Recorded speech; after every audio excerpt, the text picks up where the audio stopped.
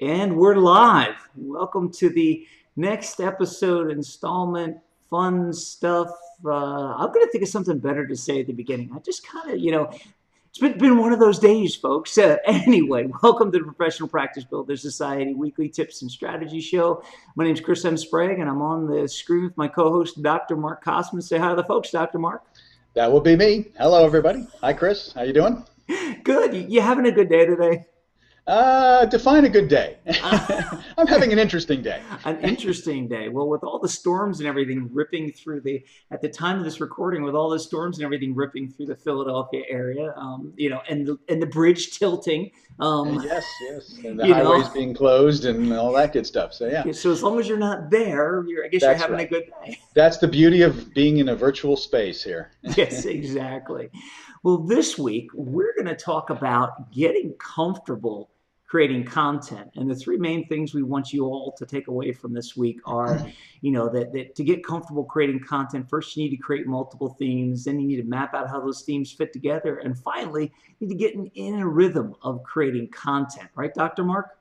Yeah, what we're doing in this episode is trying to, get you to move your mind to focus on creating content on a slightly longer time horizon, okay? Not just planning one chunk of content at a time, but thinking in terms of groups of content, a month's worth of content, something like that. A little bit longer time horizon and thinking through what's a theme that a bunch of problems are interrelated under, and I can start to plan a sequence or a couple of pieces. They don't have to be interlocking sequences, but they have to logically hang together, and it's going to help you get more efficient about not scrambling at the last minute to think, oh my gosh, what am I going to do for my blog this week or for my video this week or anything like that. So that's what we're trying to stretch your mind to do here. Exactly, because while scrambled eggs are good, scrambled content and scrambling to create content, not so good. So it's stressful and it tends to degrade your quality. Yes, exactly. While scrambled eggs can improve the quality if you do them right, scrambled content and scrambled creation of content really, and it can show. And I think, let's face it, I'd like to give you guys a secret. I think if you watch some of our earlier episodes, you can probably tell when we were scrambling to create content. I'm just saying, Just saying, no, come on. We're professionals. We made good omelets. Yeah, exactly. Well, at the beginning, I'm not quite sure all the omelets were good. I think we had a few I thought we took those all off the air, Chris. Oh, that's right. I think we did.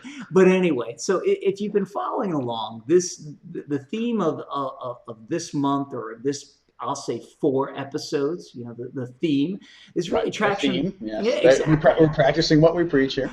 Exactly. Is attraction-based content made simple the key to being number one in your market? And if this is the first episode you're watching, you want to go and watch one from, I'll say, last week or the immediately previous episode. Or if you just Google "your jargon is not hot and sexy," you can find the episode we're talking about. So we started off talking about jargon and why you should initially get your jargon out of your language before you even start to create content. And part of getting the jargon out of your language, started off with the client. You start off with knowing the problem the client already had, then creating a list of words used to describe their problem, and then rinse and repeat until you came up with, either 4 problems or all the problems your ideal client had or has. Why? So that you can get comfortable creating content. So let's start focusing on getting comfortable creating content. When we say create multiple themes, Dr. Mark, what are we really talking about here?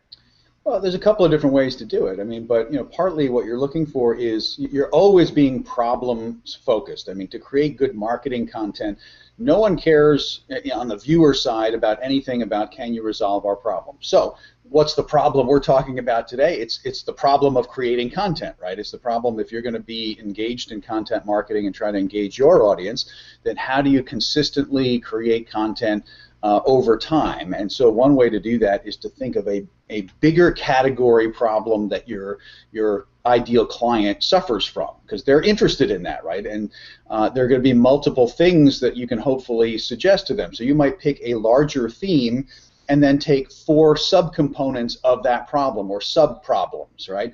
Or steps that help to work together to create that the solution to that problem. So there's a couple of different ways to kind of take a bigger piece and then divide it out into 4 pieces. This is basically outlining, right? I mean, when you were in grade school, high school, whatever, the first time you had to write your term paper, right? You had to pick a theme, and then you had to break out some subsections to that theme, and then each of those subsections had subsections, right? So it's basically outlining. So you're picking a title area, and you want to break out 4 Roman numerals underneath that, so that you can kind of have a vision of where you're going and what's coming next beyond just this one piece of content that you're sitting down to create today. Right. Well, and also for creating the reason creating multiple themes are so key is because you over time, whether it could be 3 months, could be 6 months, could even be up to a year, are going to start to find how those themes fit together, so you can map out things that will be logical for your ideal client. Right. Because while some people, like Dr. Mark and I, we can jump all over the place and follow the winding river wherever it goes. The joys of being ADD, right? Something like that. The majority of people can't really follow that. So if you're taking them from one theme and jumping from one foot to the next month over month, you will tend to lose them, and you will tend to alienate some of your ideal clients. Where if you could take them in a logical progression, even if you could take them in a logical progression, you will build more client retention. You will get them attracted to you more because they're like, okay, this all makes sense. You're not forcing them to think as much. The other thing that creating multiple themes and then mapping out how they fit together will give you is a way to say, just like we did today. You heard right at the beginning, look, you're coming in the middle. If this is the first episode you're watching, go back and watch the previous 15-minute episode, and you'll understand more about part 1 of this. And so it'll be with you, where you can say, look, it doesn't matter where you come in, we're going to give you a very simple way to get the one component you're hearing about right now, or the one theme you're hearing about for this month, or for these group of 4 episodes. We're going to give you a very easy way to go back and start and pick up on this theme and learn just this theme. And then once you learn this theme, you can go back even more and get the other pieces of content, which I would think is another great reason to create all of this content. Absolutely. Right, Mark? Absolutely. Exactly. Think about TV shows that you watch. I mean, TV shows are interesting to study as a way of sort of stealing some strategies and some concepts. I mean, have you ever noticed that, if you happen to stumble across a show that you haven't been watching from the beginning, and you're somewhere in the middle of season 2, you can literally just pick up any episode and watch it, and it's a self-contained episode. You can enjoy it all by itself, even though there's clearly an arc that you are out of the loop on. But they're carefully designed so that the individual episode functions all by itself, but makes you now curious to want to go back to the beginning and see where this came from and stick with it for the next few episodes. It wouldn't work if you had to have been following all along, and you'd be completely lost watching the episode you're watching. That would be very confusing. So they're very careful in scripting the storylines to say, okay, within the episode there's actually a complete story, and then there's a bigger story of the characters that is moving from episode to episode, and you don't need to know that to enjoy the individual episodes. So you can do the same in your content marketing. You can create the larger theme, which is bridging from one episode to the next, so that your audience wants to come back for more and wants to know what the next part is about. But you want to make sure that the piece itself is self-contained. So today we're trying to be self-contained on this concept of picking a theme, grouping some themes, organizing them.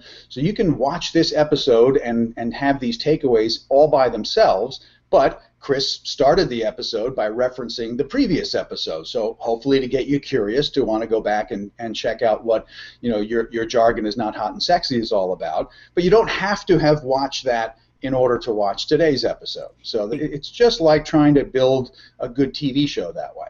Yeah, exactly. Now, I will have to take a little bit of issue with you. There was one TV show that if you didn't watch from the beginning, you were completely lost, and that is the TV show Lost. Because Well, while but they, but but but Chris, in that TV show, if you had watched every episode, you would still be lost, and that was part I, of the bizarreness of Lost. and I did watch every single episode. In fact, I'll never forget. It's one of the, I think it's one of the first.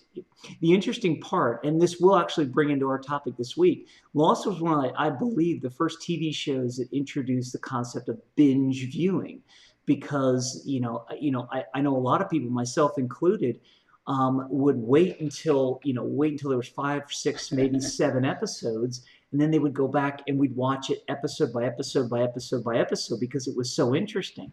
Now, what does that have to do? How does that apply to you in creating content? Well, you can create episodes, you can create content that is so interesting that people might say, look, I don't, if I don't really need it every week. This is applicable to me, but what I want to do is watch them all at the same time, which Right. is great for you, because if they do and you find people starting to do that, you can then take your monthly or even quarterly content, package it into info products and other things. And without going down a complete rabbit hole and giving you too much to think about, all I'm trying to tell you is that creating great content will open up a whole world of interaction with your ideal client.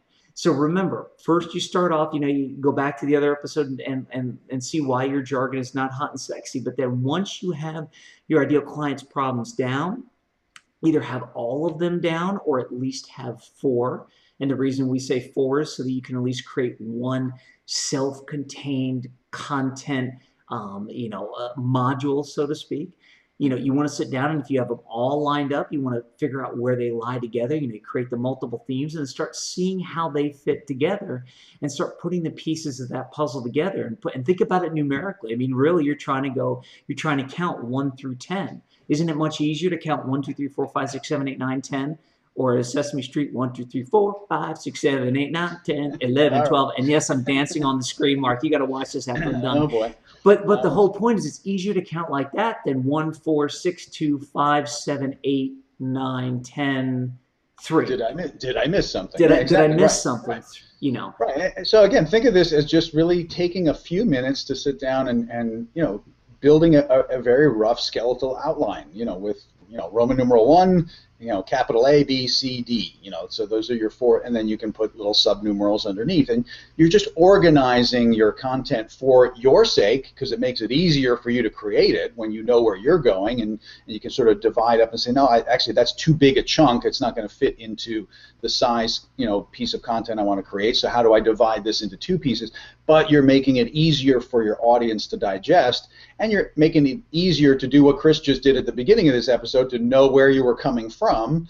And we could even wrap up today's episode by, highlighting what's coming in the next episode, if we wanted to, because we have an outline sitting right in front of us, right? Yeah, exactly. It's really nice. It's way better than scrambled eggs. Trust us, we know, because we've done the scrambled eggs version. Well, it's better than scrambled content. I really like scrambled eggs, but that's besides. But that's besides the point. So, in the last 2 minutes we have for this portion of our TV show this week, we're going to talk a little bit about getting into the rhythm of creating content. And when we say rhythm, whatever rhythm speaks to you and works to you is going to be the right one. For us, for Dr. Mark and I, it's creating content on a weekly basis, because let's face it, we're content marketers, we're content people. This is what we do. This is our business. And we know that the people we're trying to reach, you, our ideal client, loves to consume things on a regular basis. And we also know the power of having all of this video out there. Now, let me give you a secret. If you take a look at our YouTube channel, you're going to see, I don't know, a couple of months now worth of content, Dr. Mark. And it starts to pile up, which is kind of what you want. And it starts to pile up on the themes that you've been developing. That's why these themes are important, so that you're not just creating single pieces of content that don't relate to anything else. When you create 3, 4 pieces of content on the same larger theme, the keywords start to overlap, right? And so when people search for their problem areas, now they get multiple videos that show up on YouTube, not just one, and not just you plus all your competitors. It starts to be you, and you start to really position yourself as the expert on this problem area. Well, and interestingly enough, because I want to kind of make sure we keep ourselves tight, we got about 30 seconds. So, what I want to say about getting into the rhythm is if it's biweekly or monthly or even quarterly, whatever is the best rhythm for you that fits into your schedule and everything else is what you should do. There are very creative ways, even if you're creating content on a quarterly basis, to release it over weeks and that sort of thing. Right. So don't feel Absolutely. like you need to do it every week. Just end up, creating it in a schedule that fits you. Now, there Well, is so much and more. to underline that, also just remember, it's always about your ideal client, and really, you want to try to ideally figure out what their rhythm is and what they want to consume, and so that you're trying to match yours to theirs. So Well, and it becomes the release of the content matches right, your ideal client. So I right. guess what I really want to say is this: the release of your content matches your client. The creation of the content can match your rhythm, and you can put those two Well said, things. sir. Well said, sir. Thank you.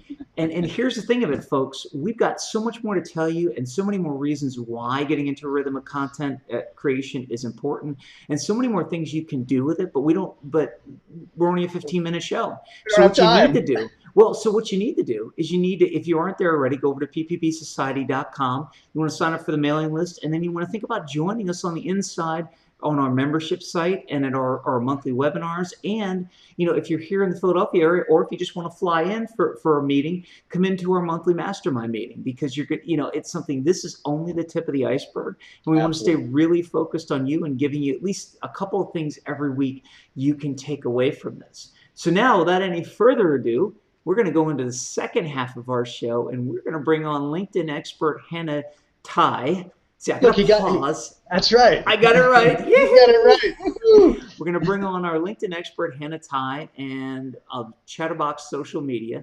And this week, she's going to talk about the 3 things that you can do to make your LinkedIn profile pop. And Hannah, you're now on the screen. Welcome to Hi your piece guys, of the Hey, show. Hannah. how are you? Waking up, doing well.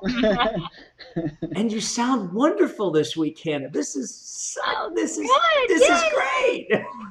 great. We love it when technology works. It just Yes, it yes. makes our day. It's so rare these days too. So There is weird stuff happening in the technology world that just makes you wonder what's going on the internet. But so Hannah, let's make people's LinkedIn profiles pop. Let's make them personal. Let's make them engaging. sure. Where do you want to start? Okay, so we've talked a little bit about the LinkedIn profile and how you're trying to entice your ideal client to want to connect with you, okay?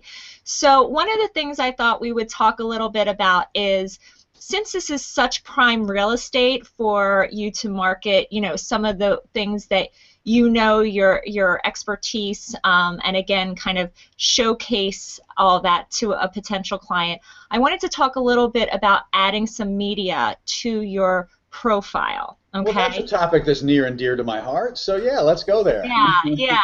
So there's a couple of different sections where you can add some media. The main one is the summary section, of course. And so all you have to do is you can, right in that section when you're editing your profile, there will be an area on the right-hand side where when you're editing, you'll see like a place where you can hit the link, a place Yeah, where you there's like a little icon in the upper right yeah, that says like add yeah, media or something, right? exactly. Yeah. And so you can upload a video, you can upload a PowerPoint, or maybe a white paper, something. I try to say you should try to keep it really visual and engaging, so that people have an idea of, again, what it's like to work with you, what kind of skill sets that you bring to the table. So, but again, this is a great area where you can highlight your expertise, if you have a SlideShare presentation or whatever, and it just gets them into your funnel. So instead of worrying that they're going to have to go up to your contact section, or maybe in your summary section, hopefully you put a call to action in with your website, instead of them having to click out of LinkedIn, they can stay right there and see some of these pieces, and it just makes your profile pop, because a lot of people don't have that. Right. Well, and So, it puts you on your page, right? I mean, depending on what you're putting on there, but I mean, right. if you do like a little about me video or a little about my business or problems I solve, or who is my ideal client, a little, you know, 90-second, 2-minute video clip like this puts you on your page as opposed to just words on your page, right? I mean, have you Exactly. seen anyone doing some clever stuff like that? Exactly. So I mean, and we're all visual animals, right? So I mean, that's how we learn about people. That's kind of that like trust, is actually seeing people in action. Hmm. So yeah, exactly. So having some cool slide shares up there, anything that kind of showcases your expertise, but again, you want to make sure instead of it just being like, oh, I'm wonderful, or it's again, how are you adding value? So you Right. always want to think that, what kind of content can you actually put on there that's going to speak to some of the pain points that your client is experiencing in a way that they're like, oh wow, this guy or this woman, really knows what they're talking about. Now I want to give them a call. Hmm. Yeah, absolutely. And so, I mean, you don't necessarily want to just say randomly grab some bit of media that you happen to have to say, all right, let me spice up my profile. I mean, it's got to fit, it's got to make sense, it's got to, really convey that value in terms of the service that you can provide to that client. So you may want to custom create something, right? But you may actually have done a talk or a presentation or something that is already conveying that information, and whether you're using the whole thing or just an excerpt from it, it's a great thing to bring it to life, right? I've seen some really clever uses of that on people's profiles. But I'm glad you're bringing it up, Hannah, because I think there's still a lot of people that don't even know that they can add media to their profiles, or they set up their profile a long time ago and they haven't sat down with Hannah to review their profile to really bring it up to date, because LinkedIn changes a lot over time. Yes. So that's one thing. That The was my next, that was my shameless plug for you, Hannah. thank you. Well, and what I was gonna say real quick is because not only are we visual people, but correct me if I'm wrong, Hannah, we're not only visual people, but since we're living in the day and age of know, like, trust, and people want to get to know you before they actually use your business and services, it actually saves you a whole lot of time if you just go out, create a quick 90-second video. People will be able to watch it and they will be able to within 90 seconds say, do I really want to call this person or not, versus somebody maybe taking up 90 minutes of your time, or a free consult or something like that, to work through and then figure out that that you're not a good fit for them, right? Exactly. And that's and exactly what you're saying, Chris, because a lot of times, especially in different industries, the person really has to have a strong trust level with you, and your personality is real, especially with coaches and things like that. So if you're actually on video, or you're creating things, and your voice is really flowing through those presentations, then that person gets a better sense of who you are, and it's not like that awkward first call where if your personalities don't mesh for whatever reason, you eliminate that. So Yeah. exactly.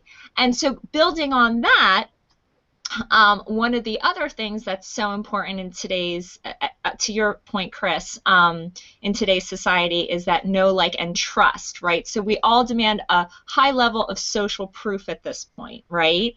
Right. Yeah. Right. Yeah. Right. So where do we want to build that in? Apart from the media, where else can we build that into the LinkedIn profile to really give people some of that? Right. So what we want to do is we want to spend a little bit of time trying to get some recommendations, or at least some endorsements. And so there's, two sections. There's recommendations, which are actual, someone writes a nice glowing testimonial about you. Or then Mhm. there's just the endorsements, where your first level connections can kind of say, oh yeah, Hannah knows a lot about LinkedIn. Right. And they're both valuable. The endorsements are valuable because, it seems like there might be some weighted value as far as SEO value, that LinkedIn counts in search. So that's always a nice thing. Right. But the actual endorsements are great, but the recommendations are really what you want to go for. So if you've ever had someone who maybe has worked with you guys and you get a voicemail or an email that says, oh, hey, this was such a great session. I'm so excited about, the content that we produced. You made the process so wonderful. That's a perfect time to reach out to them and just say, hey, you know what? I'm trying to spruce up my LinkedIn profile a little bit. Your words really meant a lot to me. Is there any way you wouldn't mind just paraphrasing that in a quick, recommendation on LinkedIn? Yeah, absolutely. You got to ask, and you never want to pass up an opportunity when somebody is saying something nice about you to say, hey, that's awesome. Would you mind putting that on my LinkedIn profile for me, or just sending it back? And listen, I'm also a big proponent. If someone has sent you an email, I mean, send it back to them and say, hey, these words you just said, just highlight it right in the email and say, would you mind, make it easy for the person, because, we're all busy, right? Exactly. And if you ask someone to, what I used to teach a bunch of courses at a local college for a while, and every now and then a student would want a recommendation, and you want to do it, but it is a bit of a pain in the neck, right? Because you have to take time to kind of do that. So asking someone to give you a recommendation, right, a lot of times they won't ever get around to it, and it's not because they're blowing you off, it's because they're busy. And so if you can make it easy for them by literally giving them back their own words and saying, hey, here's what you said, could you cut and paste this and put it in a recommendation for me? Exactly. So that's one way to do it. Or the other thing that you could do, say you haven't talked to them in a while, but you guys worked on a project and you worked really well together, and the project was very successful. You could just write something really quick to them and say, hey, Joe, hope this email is finding you well. We worked on XYZ project a little while ago and had such a blast with you. I'm trying to, again, I'm just trying to spruce up my profile. Would there be any way you would have a minute or two to talk about these two things, and then actually give them maybe some direction there, like you were saying, these two things, recommending the right technical requirements, or for you guys, or whatever, whatever it was that lent to the success of the project, right, or the skill set that you brought, and then just say, again, I know you're really busy, so give them the out. You should always give them the out. Right, you don't want to corner somebody because they're going to feel uncomfortable then, Exactly. If this is a bad time, no worries.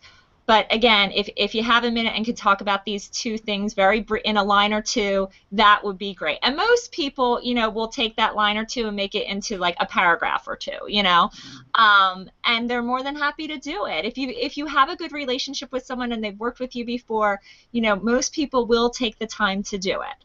So the other piece I would say is, one of the most powerful psychological things in social interactions is what they call reciprocity, right? So one great icebreaker is to give them a recommendation if it fits. First, start off by posting a recommendation to them on LinkedIn, and then not necessarily immediately quid pro quo, but to follow up with them and say, hey, I'm building my profile as well. Would you mind if we chatted for a minute about that project, like you said, and is there something you can put on my profile? Exactly. So you can certainly do that as well. I sometimes actually, I kind of shy away from that a little bit. It's a great way to build recommendations quickly if you don't have any, but I really like it to be really a little bit more organic. Like, I don't want someone personally, I don't want someone recommending me because I recommended them. But you see that a lot happening. But yeah, you can certainly do that, and most people will absolutely just go ahead then and hit reciprocate for you. And then and that's really important, getting the recommendations. And the reason why that's so important is because if your prospect is going to your profile and they're going to say 5 other profiles, and they all have 15 or 20 recommendations, or even 5, and you have none, that kind of weighs in their decision. So not to mention, I always tell people, what someone else says about you is so much more powerful than what you say about yourself. I mean, if you call yourself an expert at something, I mean, your audience tends to say, yeah, all right. But if your recommendation says you're an expert, it's hey, I worked with Hannah, and she is just really a LinkedIn expert, and the before and after of my LinkedIn profile is like night and day, and you should really Right. talk to Hannah. That has a lot more power than Hannah saying, hey, I'm a LinkedIn expert, and I can really make your profile pop. I mean, Exactly. Well, that's not a bad thing to say, but it's just not as powerful as the social proof. Exactly. exactly. And you know what, Mark? I Yep. bet if people worked with Hannah, they could find out 100 more great things about Another shameless recommendations. plug coming for Hannah. All Well, right. no, But I'm it's sure if they, true. but it is. But I'm sure if they work with Hannah, they could find out more about the first 2 points, which are adding media and recommendations. And Absolutely. Hannah, you had a third point that you wanted to bring across Yes. today, and what would that be? And that is to make sure that you fill out your the causes that you care about, Mm. okay, and your volunteer the things that you volunteer for, because that's how people can kind of get a good sense of who you are, and that can help them to connect with you. So I know personally I've benefited quite a bit from that. I had someone that reached out to me just kind of out of the blue. He saw I was connected to somebody, and I looked at his profile, of course, before I called him back. And I saw that he was really into, there's an organization called Homemade for Africa, and it's a great organization. And so I brought that up in our conversation, and we ended up having an amazing relationship. I mean, he's one of the nicest people, one of the best people I know. And it's brought me lots of business, and just a great relationship in my life. He's someone I can always call and say professionally and say, hey, can you take a look at this? What do you think about that? And it's just been a wonderful strategic partnership. And so I would really recommend you filling that out, because that people connect to people, right? So it's Well, just another way that someone else can, really connect with you. yeah, and it's kind of almost like the old game or joke, whichever you want to call it, the 6 degrees of separation or 6 degrees of Kevin Bacon, as we like to talk about it in Philadelphia. But what it really boils down to, and for those of you who don't know, the quick version of that is that everybody's connected to Kevin Bacon or somebody else in the world by 6 degrees. And if you don't believe it, Try it. Yeah, it's if you don't believe it, try it. But the reason that it works is because you take a very strong first connection, and then you look for that second, third, fourth, and fifth connection, and and start building from there. And while you personally might not be able to walk up to Kevin Bacon or to anybody, to Oprah or somebody like that and say hi, I guarantee you there's probably somebody that you know that knows somebody that knows somebody that knows somebody. You follow all the way up the chain.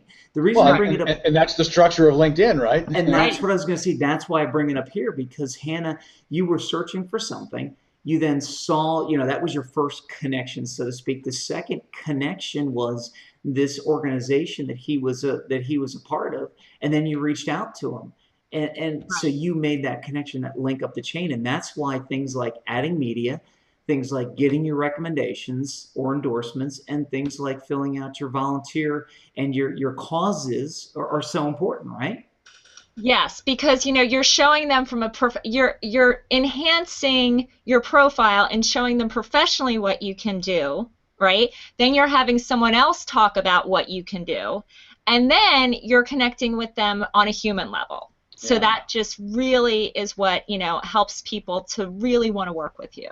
Good Excellent. stuff. Great Excellent stuff. stuff. Yeah. So Hannah, before we sign off with you, is there anything else you wanted to tell the folks in the audience today? No, guys, thank you so much for your time today, as always. Oh, Well, you're thanks for welcome. being here. These are great tips. I got to go back because I'm pretty sure I don't have anything in that section on mine, so I'm gonna go take a look. Exactly. Hey, Hannah, we'll talk to you again soon. Thanks so much, guys. Have a great day. Bye, Take it easy. everybody. Thanks. Wow, Mark, Excellent stuff. what a Great. great I episode. definitely am going to go back and rework my profile because I mean it's a never-ending process, but these are great tips. Yeah, exactly. And I really love having Hannah on because she always has the good meat of the tips, the things that people can go implement right away. And that's one of the things that Hmm. makes her good at what she does is when she coaches and works with people, she can help walk them through Yeah, these what on the surface might seem like simple things, but if they're not simple to you, you definitely want to reach out to Hannah and see what she can do. And absolutely. it's funny, Mark, you prefaced this earlier. So I guess I'll wrap up the show this week by saying, you know what? We have something really special for you coming in our next episode, because we're going to show you the 143 method of systematizing your content. For those of you who watched previous episodes and heard about the IDAP method and realized how that was going to take your content preparation and everything from, I'll say, zero to AIDA, or really take it to the next level. This whole 143 process that we've come up with of systematizing your content creation is going to do that for the system of creating content. Yeah, absolutely. So stay Excellent. tuned. Exactly. It's coming. Exactly. Subscribe. Yeah, exactly. Definitely subscribe so you can get on the list and you can get when these videos are going to be released. So until next time. What he said. No, what he said.